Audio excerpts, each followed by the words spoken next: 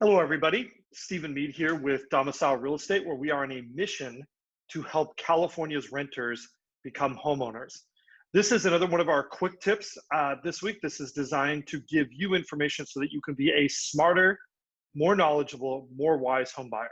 And this week we are talking about something that is very confusing for first-time home buyers, and that is the difference between an appraisal and a home inspection, and why this is important and how you need to understand what each one does as part of the process. And both of them involve inspecting the property, but for very different reasons. An appraisal is primarily to determine the value, and it is ordered by the bank. You do not get to pick the appraiser. The appraiser's job is to do two things. Number one, to determine whether or not the property is worth what you are paying in your negotiated price. So for example, if your price was $600,000 and the appraiser comes out and thinks there's no way this is worth more than $550,000, that is what the appraisal is designed to determine. The second thing the appraisal is designed to do is to look for major health and safety issues. Things like cracks in the walls that indicate a failing foundation, a lack of smoke detectors in the property, very basic health and safety items like that.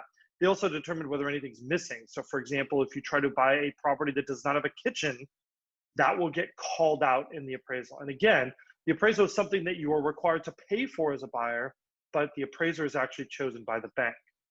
This is very different from a home inspection, which is something that is for the buyer. This is information for you. It is not mandatory. And guess what? You get to pick the home inspector. And now typically most buyers don't know a lot of home inspectors, so they usually ask their agent for a recommendation. We, in our practice, we have several different home inspectors that kind of have different areas of expertise.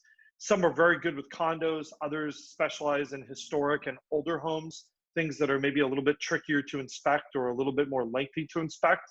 And again, this is something that comes out with a completely different report. They're not here to tell you whether this is a good house, whether you should buy this house, whether you shouldn't. Their job is to tell you, are you buying the house that you think you're buying? And let me give you an example. Let's suppose there's a beautifully remodeled home, a flip, and you go and visit it and you put in an offer and it's accepted. Now, because it's beautiful and it's a flip, you expect that everything should be in order, but the home inspection might in fact turn out that while everything looks pretty on the surface, nothing underneath has been touched, and that this house is going to need a lot of work. That would be very useful information if you were a buyer. You can renegotiate the price, you can back out of the transaction and find a different house. You have a lot of options because of that knowledge you get from that home inspection. An easy thing to remember is this: a home inspection is for you, an appraisal is for the bank.